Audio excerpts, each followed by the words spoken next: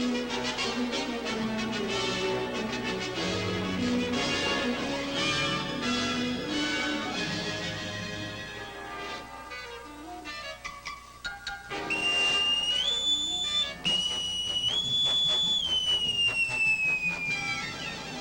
is a drill.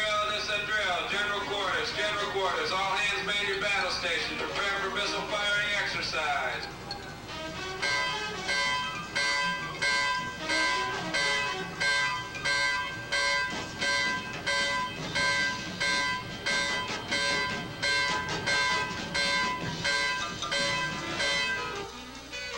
This is a drill. General quarters. All hands man your battle station. Prepare for missile firing exercise.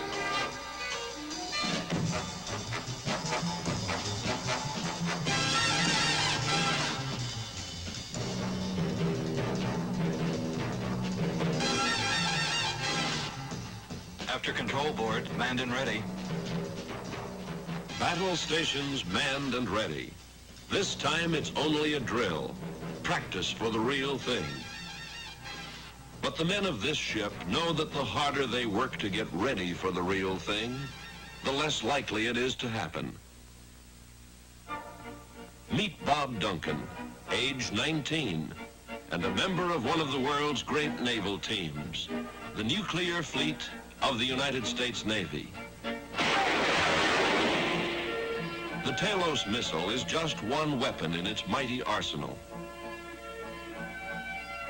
Today, Bob Duncan is a nuclear specialist, and he's come a long way from that summer after he finished high school. Killing time in a fairly pleasant job, trying to make up his mind what to do about a career. I got to thinking I owed my country something, and now was a good time to do something about it. The Navy looked like the best bet for a guy like me, so I checked into what it had to offer, and I found out it had plenty. So, in a few weeks, I had a new home, a new wardrobe, and I was learning how to be a sailor. Come on, you guys, get with it in there. What you got?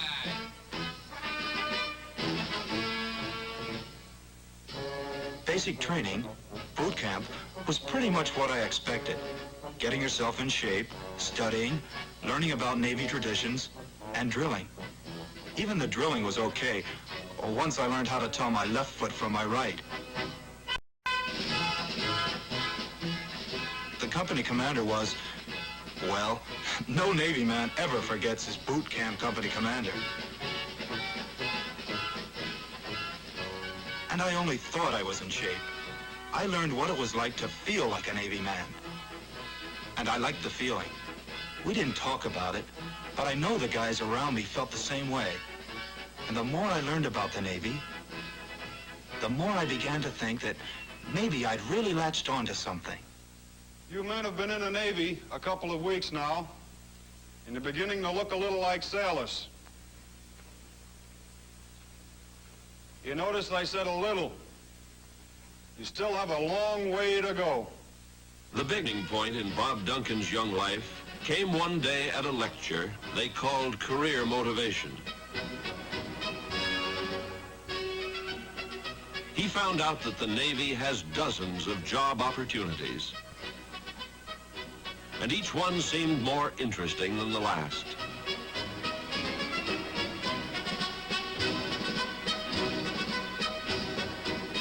It began to look as though joining the Navy wasn't the end of his education, but only the beginning.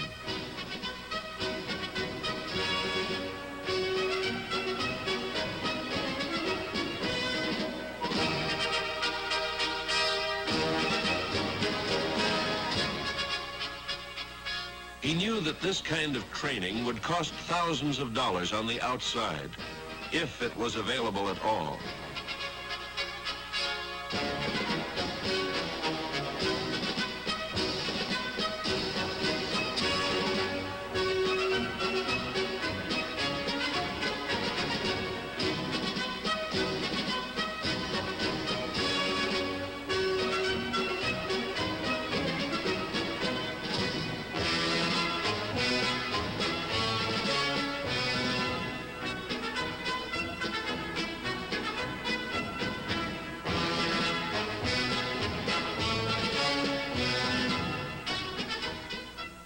they came to the part of the lecture where they talked about careers in the nuclear Navy.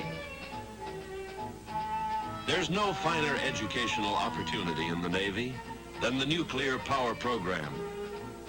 It's tough to get into, and it's tough to get through it. But once you've made it, you're on the ground floor of a great future. Bob listened attentively and quickly realized the potentials of this rapidly expanding career field. I knew right then that this was it for me. I wanted a job on a nuclear ship. They're the Navy's newest. They're powered by nuclear energy, and they can sail all the way around the world without refueling. The choice was to go sub or surface. Although the submarines have many benefits, I decided the surface fleet would be better for me. I kind of remember the recruiter telling me something about the Navy's nuclear program, but I guess it didn't sink in then. But now, well, just let me at it.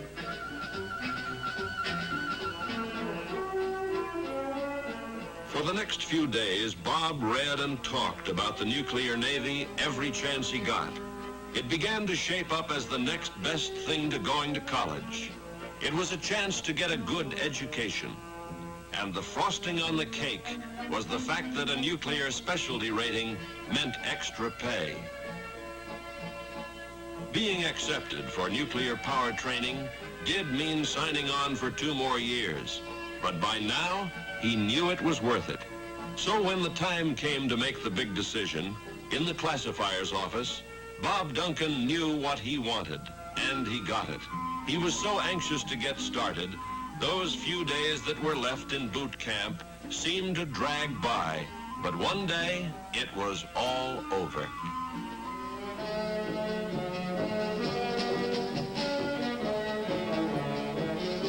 The day I graduated from boot camp was just about the most exciting day of my life. I was officially a part of the nuclear power program, Surface, and I was striking for the rating of electrician's mate. Nuclear Navy, here I come. Electrician's mate school was the first step for Bob Duncan on his way to a responsible billet aboard a nuclear-powered surface vessel. Electrician's mate school was pretty tough, but I enjoyed it. Even if most of the time it seemed as if my head was bursting with circuit diagrams and schematics.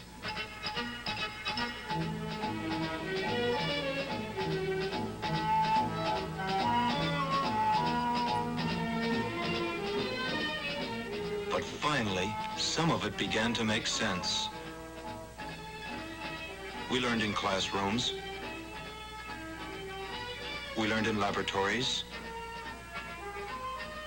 And we learned on the real thing. I was learning to do a man-sized job. And when the chief said I was doing all right, I felt 10 feet tall. 14 busy weeks later, Bob Duncan passed another milestone. It was graduation time, and his hard work had paid off. He was in the top quarter of his class. That meant an automatic promotion when he met the time requirements in about 6 months to Petty Officer 3rd Class. That was me, electrician's mate Bob Duncan. And when I got home on leave, I'm happy to say that a young lady named Debbie seemed properly impressed. We ate a lot of pizza, and between bites, we talked. Or rather, I did most of the talking. I was pretty excited about my job in the nuclear Navy, and I think Debbie was too. But I didn't spend all my leave telling her how great it was. We crowded a lot of fun into a little bit of time. It was good to be home, and we made the most of it. It seems like leaves are never long enough. But there was something exciting about winding up this one. I was going from the play world of school vacations to the real world of nuclear power. Here was something worth learning about. I don't think I ever studied so hard in my life. They told me this course was more intensive than anything I'd find in civilian engineering school. And I was ready to believe them. we went at it for 24 solid weeks, days, and most of the nights. College could never be this tough. But when we were finished with the course, I knew something about nuclear engineering. Not enough, though. School wasn't over for me yet. Bob moved on to prototype school. Here he got his first look at the kind of equipment he'd be working with aboard ship. He learned to use his training and skills to solve practical operating problems. He stood watches as an electrician's mate, just as he would at sea.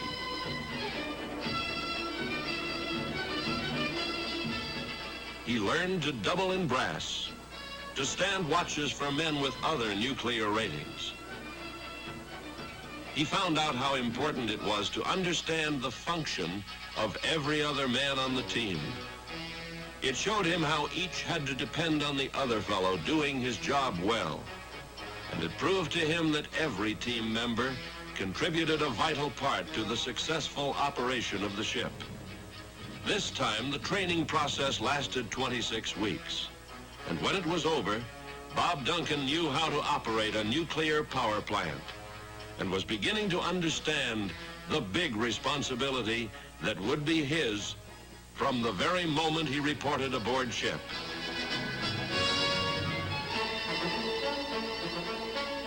I'll never forget the first time I saw her. What a beauty she was. Every line of her said power, and she was the most powerful cruiser ever built. From any angle, you had to say it was king size.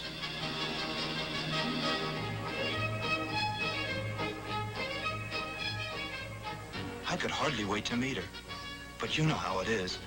It's kind of hard to run with a sea bag.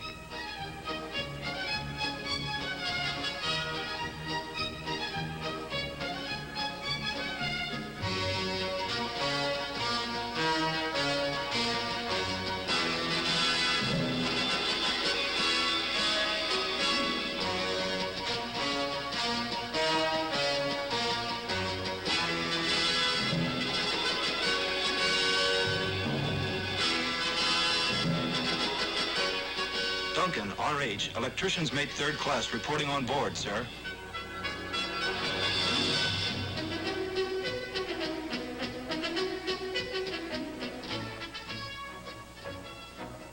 I soon found out that life aboard a nuclear surface ship was like living in another world. The ships are the newest in the Navy, and when they built them, they sure didn't leave much out.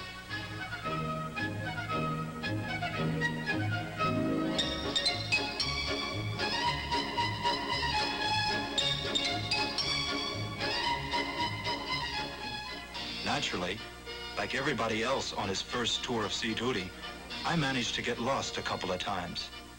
But the old hands were a big help. Pretty soon, I began to know my way around. Boy, I knew exactly how to find razor blades, an aspirin. A regular floating city is what it was, with practically all the comforts of home.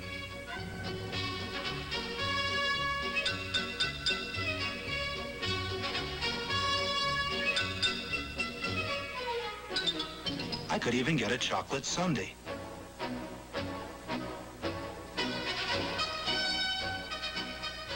I had plenty to write home to Debbie about.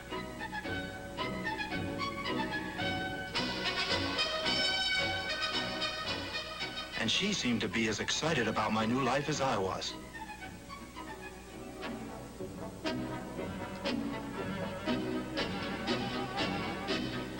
Bob Duncan's months of training began to pay off. But like many other beginning nuclear specialists, he discovered he was almost afraid to touch the real thing. When he was told that the complexities of any modern ship, nuclear-powered or not, usually have the same effect on bewildered newcomers, he gradually built up his confidence. And soon he was ready to do his job, to take full responsibility for the operation of a nuclear power plant. Bob Duncan will remember the weeks that followed for the rest of his life. Bob Duncan never forgot that as a Navy man, his job was something more than running a nuclear power plant. He knew he was doing his part to help keep his country so strong that any aggressor would think more than twice before attacking us. It was good to be a part of it. If you're going to be a success, it helps to be able to take pride in your work. And Bob Duncan never got over the thrill of being part of the important job his ship was doing. Regular firing exercises kept him and his shipmates on their toes, honing their abilities to a fine edge, getting ready for the day we all hope will never come. The clean lines of these missiles make a beautiful picture, but they pack the kind of power that makes ours the mightiest Navy in the world. The first time he goes through a firing exercise, a sailor can't help but think of the 4th of July, Fort McHenry, and the Star-Spangled Banner. And that idea is not too far-fetched, because to most of us, the 4th of July means freedom, and that's why we're here.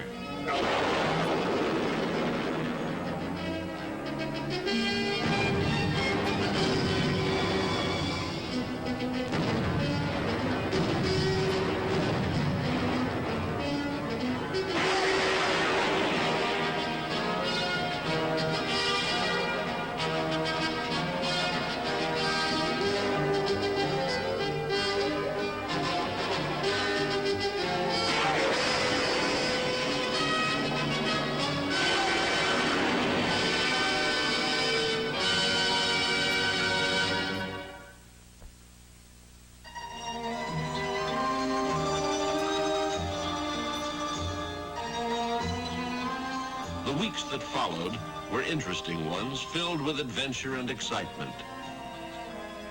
Bob Duncan became a seasoned traveler.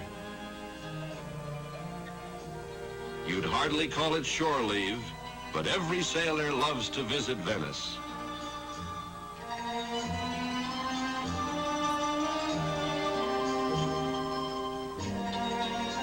In Florence, here's one place you don't want to miss, especially if you're thinking of sending gifts back home. Dear Debbie, today I saw a real princess from Philadelphia. How's this for outdoor recreation? He remembered pictures of the Acropolis in Greece from his geography books, but he never thought he'd get to see the real thing.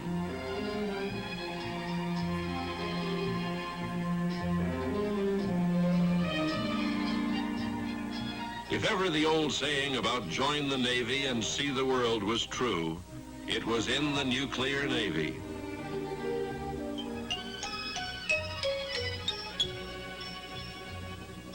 Even on the other side of the world, you can find just the thing for that certain someone. Speaking of gifts, I wonder how this would look in Debbie's backyard.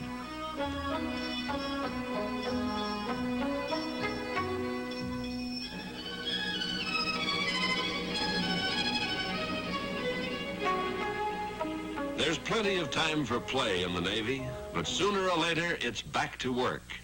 And when you remember you're in a field like nuclear power, that's not too hard to take.